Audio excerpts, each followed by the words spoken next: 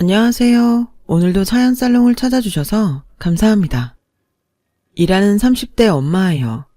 TV만 켜면 집값, 전셋값 상승 얘기로 시끌시끌 하잖아요. 불과 몇 년 전까지만 해도 저 역시 이런 얘기가 들리면 가슴을 졸이곤 했어요. 주인 아주머니가 이번엔 또 얼마를 올려달라 그럴까? 설마 집 비워달라 그러는 건 아니겠지? 하고 말이죠. 하늘 아래 그 많은 집 중에 왜 내 집만 없나 서러워서 울기도 많이 울었어요. 저희 친정은 거의 철마다 이사를 다녀야 했을 정도로 엄청 가난했어요. 그래서 나고 자란 집에서 시집까지 가는 친구들을 보면 그게 그렇게 부럽고 신기할 수가 없었죠. 그래서일까요? 저에게는 집에 대한 애증이 있어요. 그래서 직장 생활을 시작하면서부터 바로 청약 적금부터 들었어요. 언젠가 꼭 내 손으로 내 집을 장만하겠다는 바람으로요. 하지만 흙수저 중에 흙수저인 저에겐 내 집 마련은 꿈도 못 꿀 일이었죠. 남편과 둘이서 죽어라 맞벌이를 해도 감당이 안 될 정도로 집값은 손에 닿기도 전에 쑥쑥 올랐으니까요.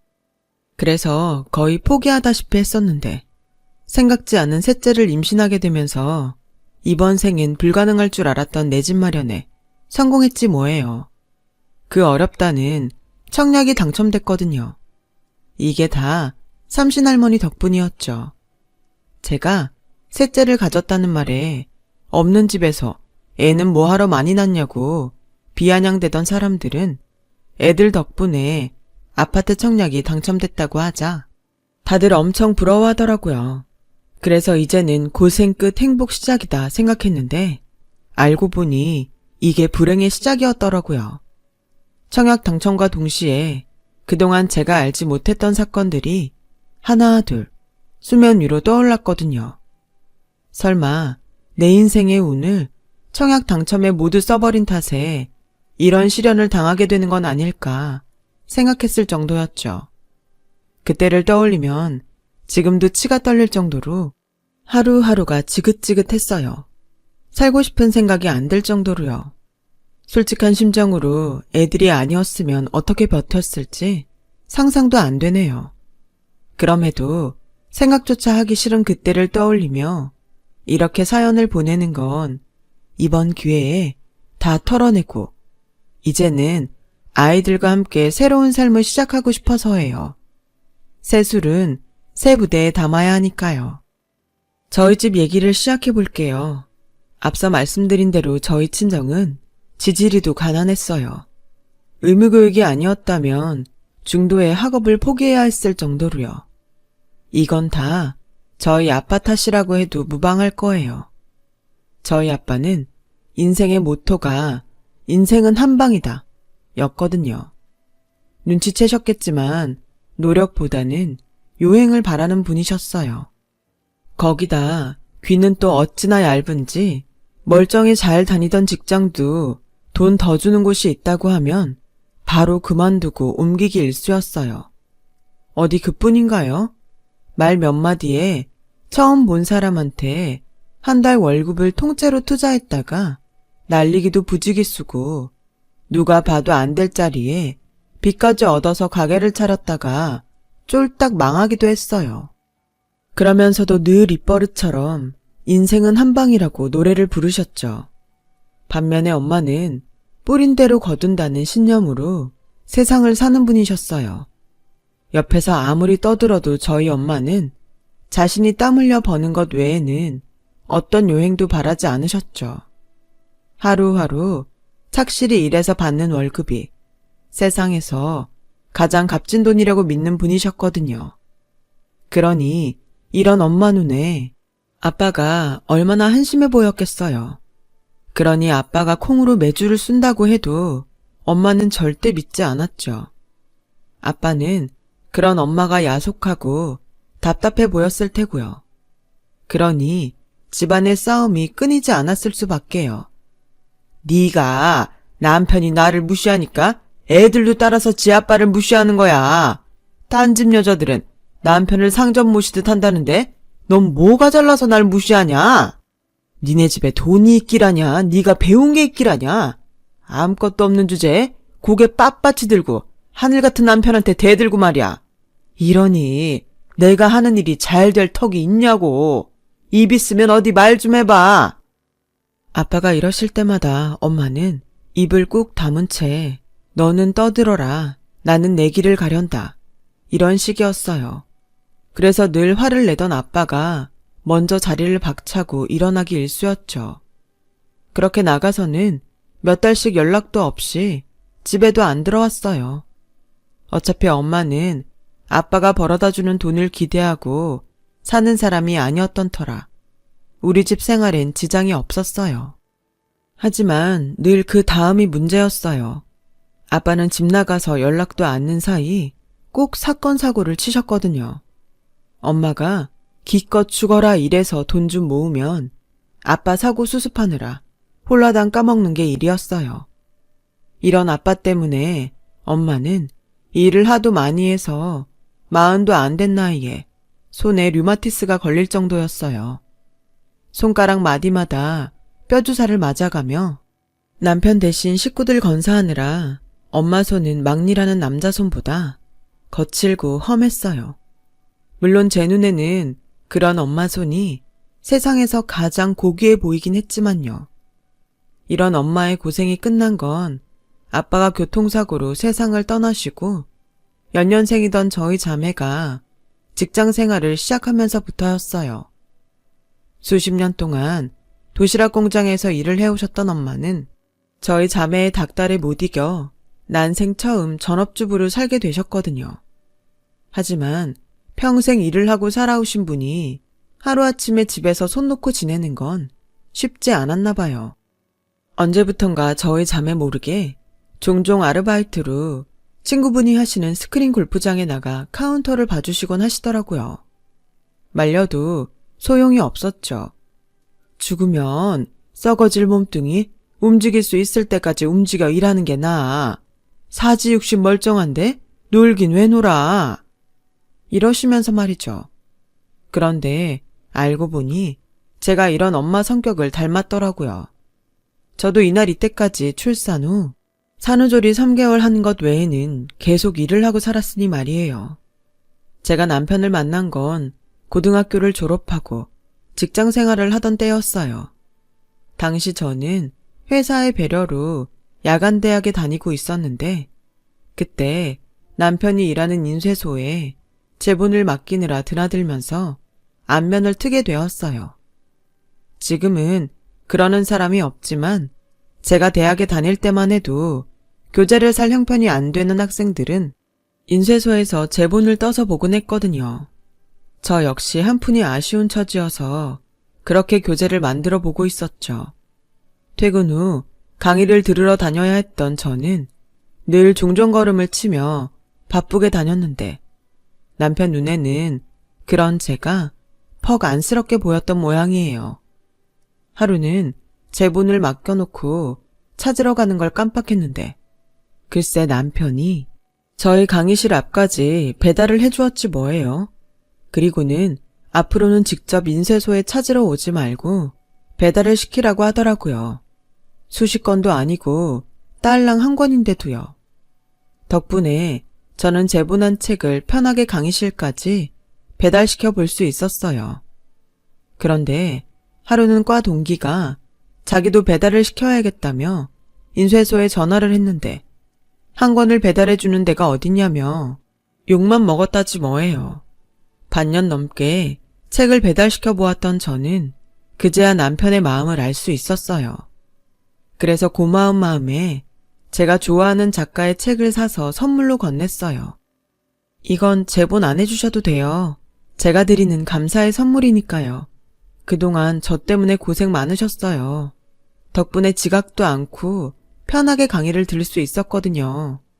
그런데 이제 안 그러셔도 돼요. 그동안 감사했어요. 저 역시 남편이 마음에 들었지만 일과 학업을 병행하는 것만으로도 벅찬 처지라 거절할 수밖에 없었죠. 그랬더니 남편이 그러더라고요. 비록 책을 배달하러 간 거였지만 난생 처음 대학 강의실까지 가봤어요. 저랑 똑같이 낮에 일하면서 밤엔 공부까지 하는 서영 씨를 보면서 많이 반성하게 되더라고요. 인생을 저렇게 알차게 살 수 있구나. 난 지금까지 뭐라고 살았나 하고요. 응원하고 싶었어요. 지치지 말고 끝까지 해내시라고요. 그러니까 거절은 하지 마세요. 다른 뜻은 없으니까요. 그날 이후 괜한 말을 꺼내서 서로 불편해진 것 같아 한동안 인쇄소를 찾지 않았어요. 그런데 남편이 어떻게 알았는지 제게 필요한 교재를 제본해 강의실로 가져왔더라고요. 제 동기들은 다 제본을 맡기러 왔는데 저만 안 오길래 한 권 더 만들어 뒀다는 거예요.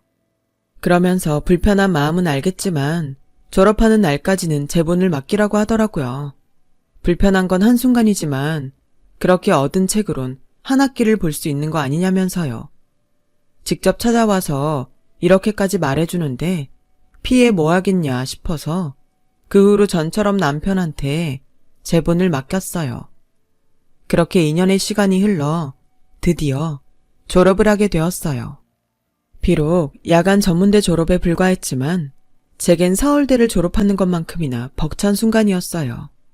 강의 시간에 맞춰 퇴근을 하느라 매일 직장에서 눈치를 보며 애를 태웠던 일과 쏟아지는 잠을 참으려 허벅지를 꼬집으며 강의를 들었던 일, 매 학기 등록금을 마련하느라 허리띠 졸라가며 생활했던 건 물론 교재조차 서점에서 척척 사보지 못해 제본을 뜯어 다니던 일까지 주마등처럼 흘러가더군요.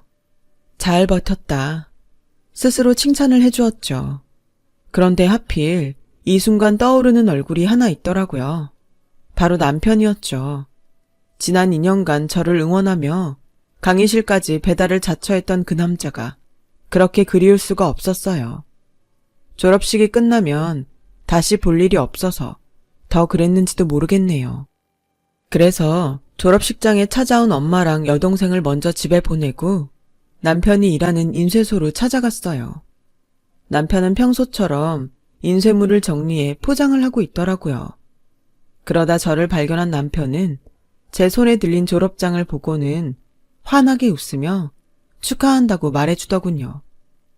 그리고 잠시 정적이 흘렀어요. 오늘 이 순간이 지나면 다시 볼 수 없다는 걸 서로가 잘 알고 있었거든요. 그래서 서로 눈도 못 마주치고 서먹하게 마주 서 있는데 그때 인쇄소 사장님이 나오셔서 그러시는 거예요.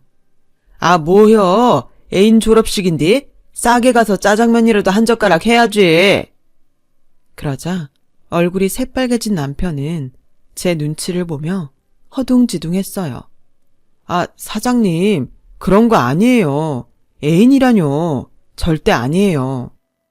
아따, 나도 눈치가 있는 사람이여. 춘향이 이몽룡 기다리는 거 맨키로 이 아가씨 지나갈 시간만 되면 요래 목을 빼고 골목길만 보던 놈이 아니긴 무엇이 아니여. 귀신을 속여 이놈아. 딱 본께 둘은 천생연분이여. 그께 재고 말고 할 거 없이 사겨. 결혼까지 하면 더 좋고. 사장님은 껄껄 웃으시며 남편을 조기 퇴근시켜주셨어요. 얼떨결에 함께 밥을 먹게 된 우리는 사장님 조언에 따라 근처 중국집에 들어가 짜장면을 먹었어요. 첫 데이트에 짜장면이라니. 최악의 메뉴 선정이었지만 그래도 그날 먹었던 짜장면이 세상에서 가장 맛있었던 짜장면으로 기억돼요. 이제 막 시작하는 연인들이 먹기엔 좀 껄끄러운 음식이지만 말이에요. 아무튼 짜장면 데이트를 시작으로 우리는 정식으로 사귀게 되었어요. 서로 넉넉하지 않은 처지라는 걸 잘 알고 있어서 분에 넘치는 사치를 부릴 이유도 없고 체면치레 하느라 돈을 낭비할 일도 없었어요. 어쩌면 둘 다 결혼을 염두에 두고 있어서 더 그랬는지는 모르겠네요. 그렇게 3년 정도 연애를 한 우리는 전셋집 보증금이 마련되자 더 시간 끌 거 없이 결혼을 했어요. 어차피 부모님들께 손 벌릴 처지도 아니었기에 우리가 가진 돈 안에서 전셋집과 살림살이를 준비해야 했어요. 둘 다 맞이라서 특히나 각자의 집에 부담을 지우고 싶지 않았거든요. 밑으로 동생들도 있고 부모님 노후도 생각해야 했으니까요. 엄마는 저희 부부의 그런 결정에 대해 별 말씀은 없었어요. 다만 결혼식 전날 밤 제게 그러셨죠. 살다 보니 크게 넘어지는 날이 한 번은 있더라. 그때 비빌 언덕이 있으면 얼마나 힘이 되고 든든한지 모른다. 그러니 힘든 일 생기면 찾아와. 혼자 마음 상해가며 애쓰지 말고. 그날 엄마의 그 한마디가 그렇게 힘이 될 수가 없었어요. 내 뒤에는 엄마가 든든하게 버티고 있으니 세상 두려울 게 없었죠. 그렇게 저는 집을 떠나 본격적으로 신혼집에서 결혼 생활을 시작했어요. 남편은 그동안 제가 봐온 그대로 성실하고 검소한 사람이라 저와는 결이 잘 맞았어요. 그래서 둘 사이의 문제로 싸우는 일은 없었어요. 다만 시댁 문제로 종종 말다툼을 벌이긴 했지만요. 늘 화근이 되는 건 시누이였어요. 제 여동생과 동갑인 시누이는 20대 중반까지도 제 손으로 돈 한 번 벌어본 적 없는 인간이었어요. 그런 주제에 홈쇼핑이랑 인터넷 쇼핑을 어찌나 해대는지 시댁에 가보면 택배 박스가 잔뜩 쌓여 있을 정도였죠. 환갑이 된 엄마가 간병인으로 일을 하며 번 돈을 방구석에 앉아서 철없이 쓰는 모습에 제가 다 화가 나더군요. 그동안 남편도 한두 번 말을 했던 게 아니었어요. 심지어 대판 싸운 적도 몇 번 있을 정도였죠. 그런데도 그때뿐이에요. 정신 못 차리고 제 몸뚱이 치장하는 데만 정신을 팔고 사는 거죠. 그런데 가만 보니 어머님이 딸을 그렇게 키운 거더라고요. 남자는 공부 많이 하면 성공이라도 하지. 여자는 공부 많이 하면 오히려 고생만 하고 살아. 여잔 그저 몸매 관리 잘하고 예쁘면 그게 성공하는 거야. 얼굴 예뻐봐라. 돈 많은 남자들이 줄을 서는데 뭐하러 기를 쓰고 공부하니? 우리 영진이는 가만히 놔둬도 돈 많은 남자 만나 잘 살 거다. 그러니 괜히 일하란 소리 마라. 돈은 내가 벌어서 먹고 살면 되니까. 이게 말이 되는 소린가요? 나이든 엄마는 일하고 사지 멀쩡한 자식은 놀고 먹는다는 게? 게다가 예쁘면 성공하는 거라뇨. 아니, 요즘 세상에 어떤 정신 나간 남자가 얼굴 하나 보고 결혼을 해요. 그렇다고 시누이 미모가 연예인급도 아닌데 말이죠. 길게 얘기하면 입만 아플 것 같아서 어머님 앞에선 입 다물고 있었어요. 어머님 당신이 그렇게 하시겠다는데 제가 뭐라고 할 수도 없으니까요. 저희한테 시누이 먹여 살리란 것도 아니고 말이죠. 그런데 꼭 그런 것만도 아니더라고요. 시누이가 저 몰래 남편한테 용돈을 뜯어가고 있었거든요. 저희 집 재정은 제 월급으로 생활하고 남편 월급은 남편 용돈 정도만 빼고 고스란히 적금을 들고 있었는데 그 사실을 안 시누이가 저 모르게 남편한테 손을 벌렸던 거죠. 남편은 남편대로 자기 용돈을 뺏기고 나니 저한테 손을 벌렸고요. 그래서 참다 못해 시누이한테 전화해 한 소리 했어요. 본인이 돈을 벌든 아니면 주변 사람한테 손 내밀지 말라고요. 그랬더니 어머님께 그 얘기를 해서는 어머님이 남편한테 한 소리 하셨더라고요. 그 바람에 그날 밤 남편과 말다툼을 하게 된 거죠.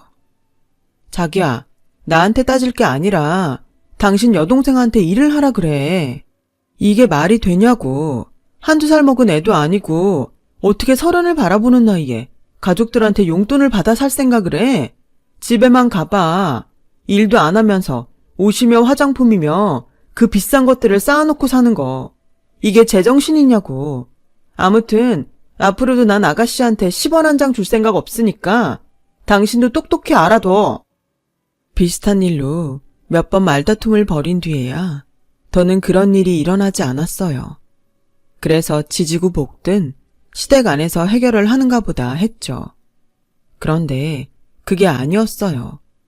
둘째 출산 후 회사에 복귀하면서 친정엄마한테 애를 둘이나 맡기게 된 저는 아무래도 나이 든 엄마한테 너무 큰 짐을 지우는 것 같아서 재택근무가 가능한 일로 전업을 꾀하고 있었어요. 그러다 저처럼 재택근무를 해야 하는 사람들이 프리랜서로 구직 구인을 할 수 있는 사이트가 있다는 걸 알게 되었고, 그것을 통해 홈페이지 제작이며 홍보물 제작에 대한 일감을 따낼 수 있었어요. 한동안은 회사 업무와 병행해서 하다가 어느 정도 수익이 보장되고부터는 회사에 사직서를 내고 본격적으로 재택근무를 하게 되었죠. 비록 여전히 바쁠 때는 친정엄마 도움을 받고 있지만 적어도 엄마한테 독박 육아를 떠넘기지는 않아도 되니 마음도 훨씬 가볍더라고요. 그렇게 이직에 성공해 재택근무를 하고 있던 어느 날이었어요. 한동안 이직 문제로 바빠서 신경을 못 썼는데 지난달부터 생리를 안 하고 있다는 걸 알게 되었죠. 워낙 주기가 일정한 편이라 설마 하는 마음에 약국에서 테스트기를 사다가 해봤는데 2줄이 나온 거 있죠. 생각지도 않은 셋째 임신에 처음엔 기쁜 마음보다 눈앞이 캄캄했어요. 둘도 키우기 힘든데 셋씩이나 어떻게 키우나 하고 말이죠. 그래서 그날 밤 남편한테 얘기를 했더니 남편도 저랑 비슷한 반응이었어요. 지금 버는 돈으로는 생활하는 것도 빠듯한데 거기다 애가 하나 더 늘면 적금을 줄이는 방법밖엔 없었어요. 그만큼 내 집 마련은 더 멀어져 가는 거였죠. 그래서 남편한테 어떻게 하면 좋겠냐고 물었더니 일단 하는 데까지 해보고 정 안 되겠으면 그때 적금을 깨서 다시 정리하자고 하더라고요. 그래서 그러기로 하고 일단은 적금을 유지하기로 했어요. 그렇게 시간은 흘러 드디어 출산일이 다가왔고 8시간 진통 끝에 아들을 낳았어요. 위로 딸만 둘이라 아들 소식에 어머님이 특히 좋아하셨어요. 그런데 얼마 뒤 생각지도 못한 행운이 찾아왔지 뭐예요. 아파트 청약에 당첨된 거예요. 결혼하고 8년 동안 매번 탈락해서 우리는 아파트에 살 팔자가 아닌 건가 했었는데 셋째가 태어나면서 가산점이 붙어서 당첨이 된 거였죠. 꿈에 그리던 내 집 마련 기회에 하늘을 날 듯이 기뻤어요. 그런데 누구보다 기뻐해야 할 남편이 얼굴이 하얗게 질려있지 뭐예요? 자기야, 자긴 안 기뻐? 드디어 우리 집이 생기는 거야. 그것도 아파트가 생기는 거라고. 계약일이 언제지? 계약할 때 돈은 얼마나 넣어야 하나? 중도금도 있어야 하는데 우리가 모아둔 적금으로 될까? 자기야, 적금 통장 좀 가져와봐. 그때였어요. 남편이 땅이 꺼져라 한숨을 푹 쉬더니 그러더군요. 미안해. 진작 말하려고 했는데 그 적금 해약했어. 엄마가 급하게 돈이 필요하다고 그래서. 그게 무슨 소리야? 어떻게 나한테 말 한마디 없이 그럴 수가 있어? 그럼 한 푼도 없는 거야? 그 돈을 다 어머님 드렸냐고. 알고 보니 신우이가 돈 많은 남자와 사귀게 됐는데 그 남자를 놓치기 싫어서 가슴 수술이며 얼굴에 온갖 시술을 했던 모양이에요. 그것도 제대로 해야 된다고 청담동에 연예인들이 다닌다는 성형외과를 찾아가 비싼 돈을 쳐들였던 거죠. 제 남편한테는 집주인이 보증금을 올려달라고 해서 급하게 빌려달라고 거짓말을 하고선 말이죠. 나중에야 그 사실을 안 남편이 돈을 돌려달라고 했지만 돈 나올 구멍이 어딨나요? 결국 남편만 벙어리 냉가슴으로 지내왔던 거죠. 그 얘기를 듣고 나니 도저히 참을 수가 없었어요. 그동안 기를 쓰고 열심히 산 사람이 그랬으면 말을 안 해요. 평생 돈 한 푼 안 벌고 쓰기만 했던 인간한테 피 같은 우리 돈이 들어갔다 생각하니 피가 거꾸로 솟구치더군요. 그래서 신우이한테 전화를 했어요. 다 필요 없고 당장 그 돈 돌려달라고요. 그랬더니 글쎄 뭐라는지 아세요? 그깟 몇천 가지고 더럽게 유세네. 언니, 나 곧 결혼해요. 결혼하면 우리 그이가 다 갚아줄 테니 걱정 붙들어 매시라고요. 내가 이자까지 다 쳐서 줄 테니까. 뭐요? 그걸 지금 말이라고 해요? 난 아가씨가 콩으로 매주를 쓴데도 절대 못 믿어요. 하다못해 각서 써서 공증이라도 받아둬야겠어요. 안 그럼 법적으로 처리하고요. 제 말에 신우이는 그깟 각서 100번 1000번이라도 써주겠다며 큰 소리를 치더라고요.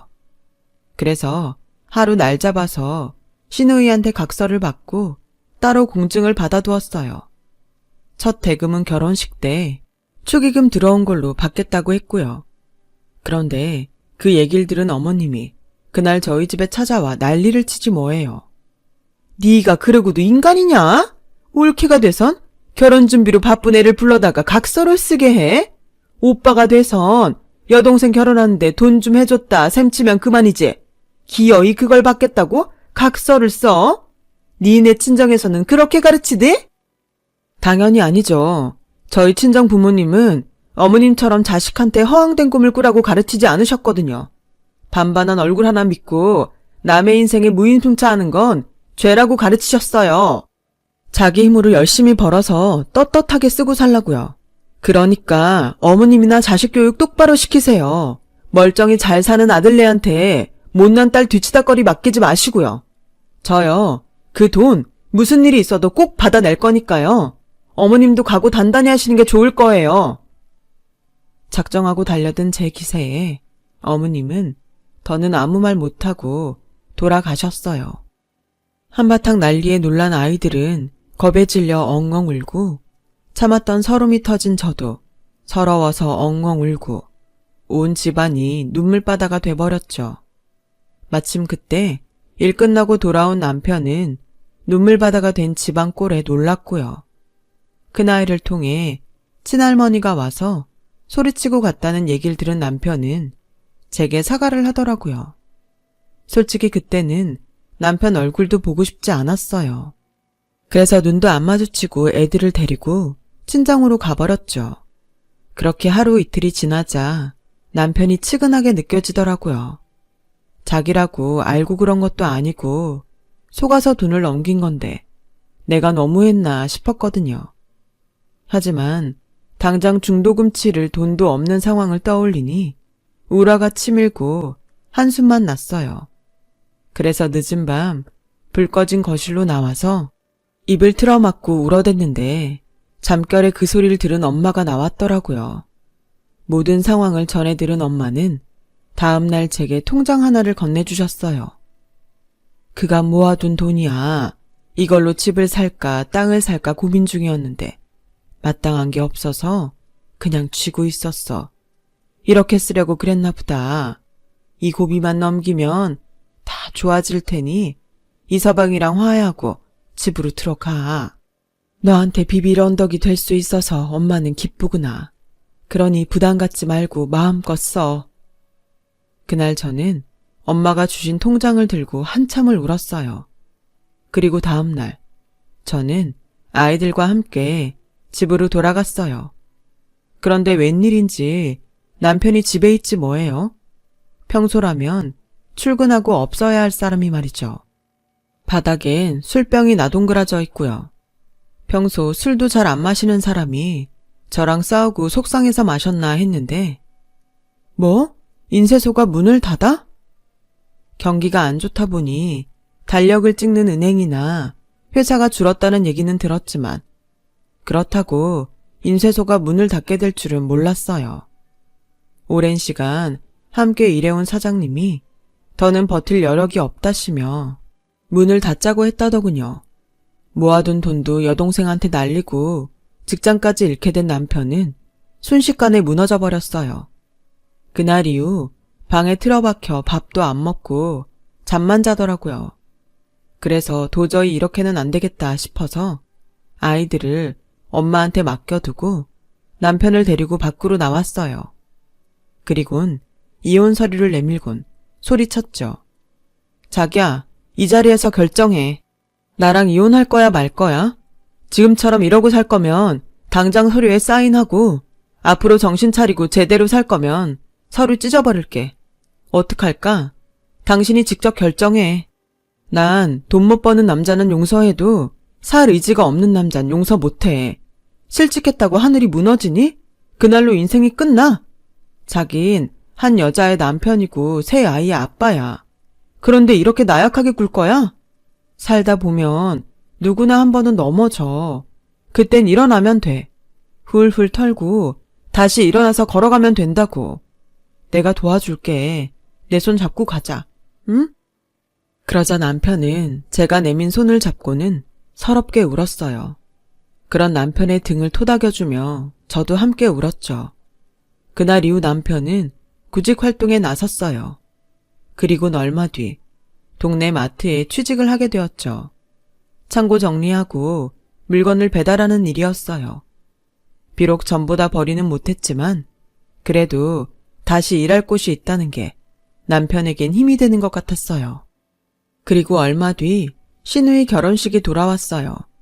저는 전투에 나가는 심정으로 남편과 함께 결혼식장으로 향했죠.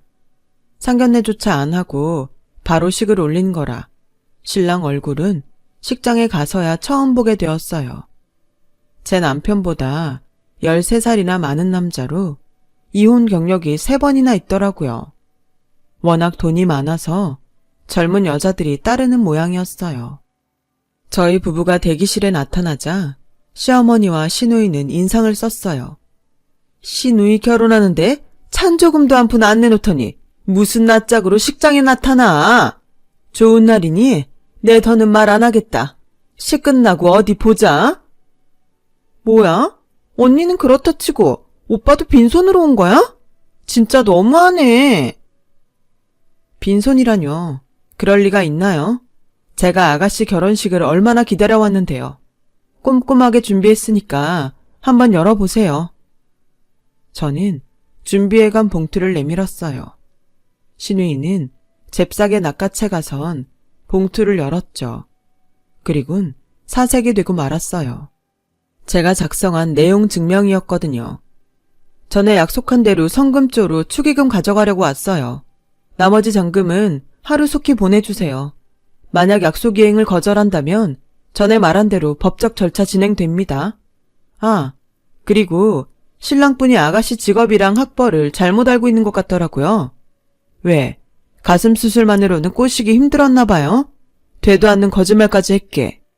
그러게 몸에만 치장하지 말고 진작에 머리도 좀 채우지 그랬어요. 이래서 스펙도 좀 쌓고 돈 한 푼 안 벌고 방구석에서 쇼핑만 하는 여자를 누가 좋아한다고. 아가씨 눈엔 돈 많은 사람이 호구로 보일지 모르지만 그 사람들 쉽게 돈 쓰지 않아요. 써야 될 곳과 쓰지 말아야 될 곳을 귀신같이 아는 사람들이라고요. 글쎄, 앞으로 아가씨가 원하는 대로 돈 많은 사모님으로 살게 될지 나이 많은 남자 가정부로 쓰이게 될지 잘 모르겠지만 한번 잘 살아보세요. 제가 두 눈 부릅뜨고 지켜볼 테니까. 할 말을 남기곤 남편과 함께 식장을 나왔어요. 축의금 가방을 들고요. 결혼만 하면 돈을 갚겠다고 호언장담하던 시누이는 전처가 남긴 자식들 키우랴, 치매 걸린 시아버지 모시랴, 고생만 진탕하다가 얼마 전 이혼을 당하고 말았어요. 결혼한 지 반년도 안 돼서 말이죠. 위자료는커녕 몸만 겨우 빠져나오는 걸로 합의하고 이혼했다고 하더군요. 여자는 얼굴만 예쁘면 성공이라고 딸 자식한테 가르치던 시어머니는 결국 남들은 노후를 즐길 나이에 여전히 딸내미 뒷바라지를 하며 살고 계시고요. 그리고 저희는 내년 봄에 아파트에 입주할 예정이에요. 엄마한테 받은 돈은 조금씩 갚아 나가고 있고요. 부부가 안팎으로 열심히 벌고 있으니 언젠가 다 갚는 날이 오겠죠. 그때까지는 지금처럼 열심히 일하며 살아보려고요. 지금까지 제 사연을 들어주셔서 감사드려요. 여러분 모두 마음 따뜻한 하루 되시길 바래요. 여러분, 사연 댓글에 응원과 현명한 조언 부탁드려요. 좋아요와 구독은 저에게 큰 힘이 됩니다. 오늘도 좋은 일 가득하세요.